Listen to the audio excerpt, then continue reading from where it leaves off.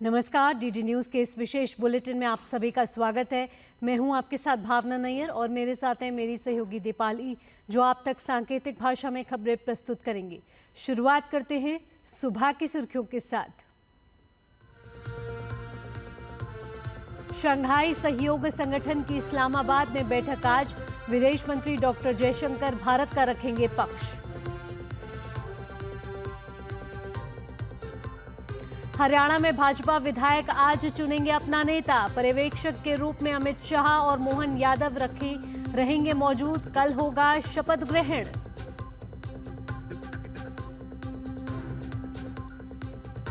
उमर अब्दुल्ला आज जम्मू कश्मीर के मुख्यमंत्री पद की लेंगे शपथ। गठबंधन के 8 अन्य विधायक भी लेंगे मंत्री पद की शपथ। महाराष्ट्र में प्रत्याशियों के नाम पर चर्चा के लिए भाजपा केंद्रीय चुनाव समिति की बैठक आज। कल प्रधानमंत्री मोदी की मौजूदगी में झारखंड के नामों पर हुआ मंथन। भारत और न्यूजीलैंड के बीच पहला टेस्ट मैच आज से बेंगलुरु में होगा मुकाबला।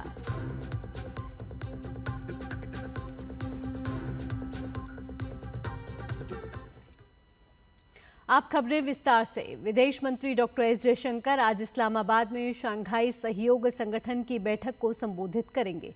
शंघाई सहयोग संगठन के शासनाध्यक्षों की 23वीं बैठक आज इस्लामाबाद के जिन्ना कन्वेंशन सेंटर में होगी। यह वार्षिक बैठक है जिसमें व्यापार और आर्थिक मुद्दे मुख्य एजेंडे होते हैं। सम्मेलन की कार्यवाही एक ग्रुप फोटोग्राफ और पाकिस्तान के प्रधानमंत्री शहबाज शरीफ के उद्घाटन भाषण के बाद शुरू होगी। एससीओ के अन्य सदस्य देशों का प्रतिनिधित्व चीन, रूस, बेलारूस, कजाकिस्तान, किर्गिस्तान, ताजिकिस्तान और उज्बेकिस्तान के प्रधानमंत्रियों के साथ साथ ईरान के प्रथम उपराष्ट्रपति करेंगे। वहीं दोपहर बाद एस जयशंकर का दस्तावेजों पर हस्ताक्षर और आधिकारिक लंच में हिस्सा लेने का कार्यक्रम है। इसके बाद विदेश मंत्री नूर हवाई अड्डे से भारत के लिए रवाना होंगे। आपको बता दें कि 9 सालों में किसी भारतीय विदेश मंत्री की यह पहली पाकिस्तान यात्रा है। एससीओ समिट के इतर विदेश मंत्री डॉक्टर एस जयशंकर ने इस्लामाबाद में मंगोलिया के प्रधानमंत्री ओयुन एडन लवसराम सराय से मुलाकात की है। दोनों नेताओं के बीच द्विपक्षीय साझेदारी को और मजबूत करने पर चर्चा हुई। हरियाणा में भाजपा विधायक दल की आज बैठक होगी। बैठक में विधायक दल का नेता चुना जाएगा। मार्च में मनोहर लाल की जगह हरियाणा के मुख्यमंत्री बने नायब सिंह सैनी राज्य विधानसभा चुनावों में भाजपा के मुख्यमंत्री पद के उम्मीदवार थे और उनके मुख्यमंत्री पद के लिए चुने जाने की संभावना है। केंद्रीय गृह मंत्री अमित शाह और मध्य प्रदेश के मुख्यमंत्री डॉक्टर मोहन यादव हरियाणा में राज्य विधायक दल के नेता के चुनाव के लिए केंद्रीय पर्यवेक्षक हैं। पंचकुला में पार्टी कार्यालय में होने वाली बैठक में राज्य विधायक दल के नेता का चुनाव किया जाएगा। हरियाणा में नई सरकार कल शपथ लेगी। हरियाणा में हुए विधानसभा चुनावों में भाजपा ने तीसरी बार जीत दर्ज की है। 8 अक्टूबर को नतीजे घोषित किए गए, जिसमें 90 सदस्यीय विधानसभा में भाजपा ने 48 सीटें जीती, जबकि कांग्रेस को 37 सीटें मिली।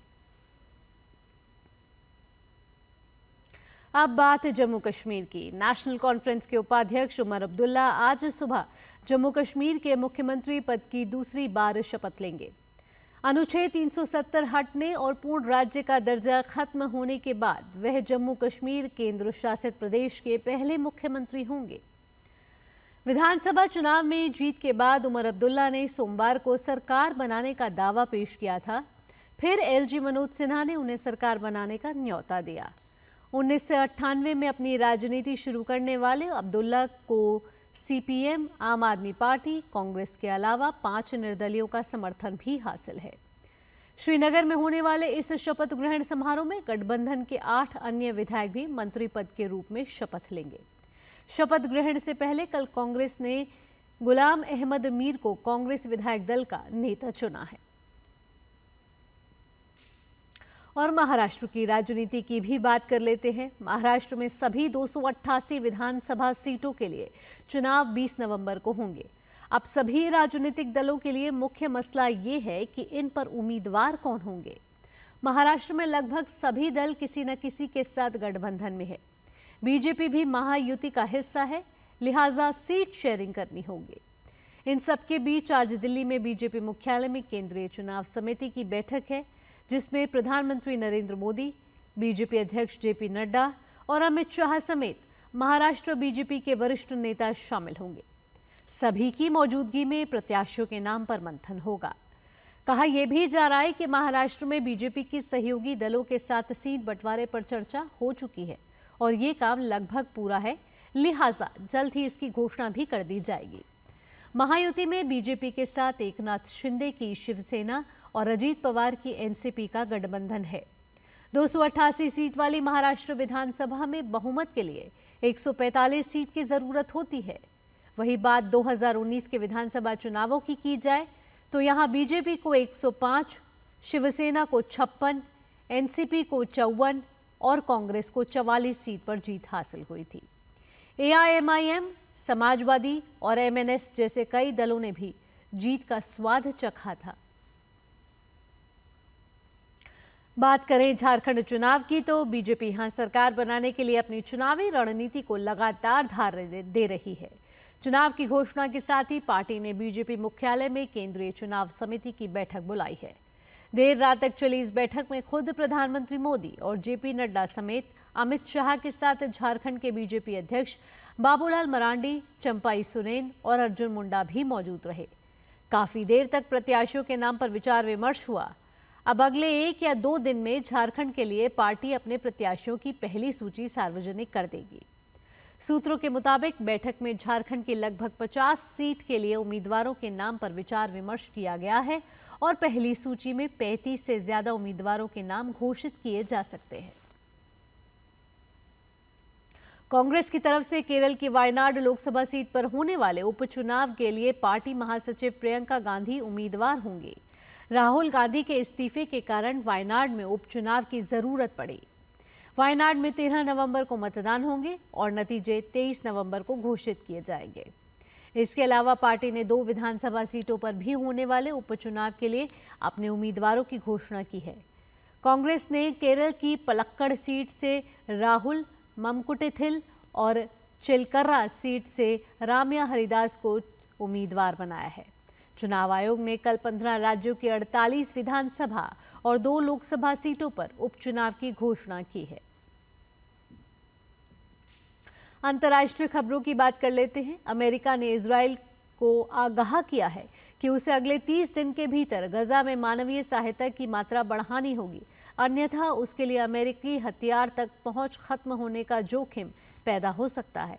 विदेश मंत्री एंटनी ब्लिंकन और रक्षा मंत्री लॉयड ऑस्टिन ने रविवार को लिखे पत्र में अपने इजरायली समकक्षों को आगाह किया कि ये बदलाव होनी चाहिए। इस पत्र में मानवीय सहायता और हथियारों के हस्तांतरण के प्रति अमेरिकी नीति को दोहराया गया है। उत्तरी गजा में बिगड़ते हालात और इजराइल द्वारा मध्य गजा में एक अस्पताल के टेंट स्थल पर हमले में 4 लोगों की मौत के बीच ये पत्र भेजा गया है।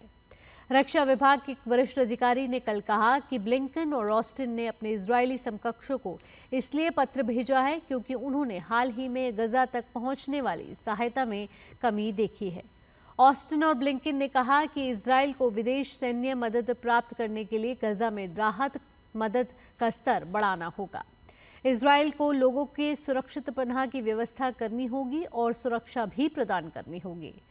उन्होंने साथ ही कहा कि इजराइल के पास विभिन्न आवश्यकताओं पर कदम उठाने के लिए 30 दिन का समय है।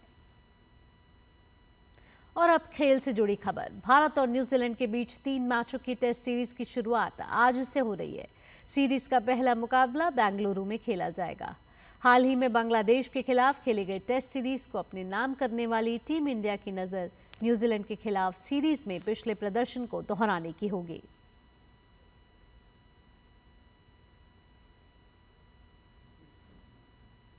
इसी के साथ इस विशेष बुलेटिन में इतना ही। मुझे और मेरी सहयोगी दीपाली के साथ फिलहाल के लिए डीडी न्यूज की टीम को दीजिए अनुमति। खबरों का सिलसिला यूं ही जारी रहेगा। नमस्कार। है।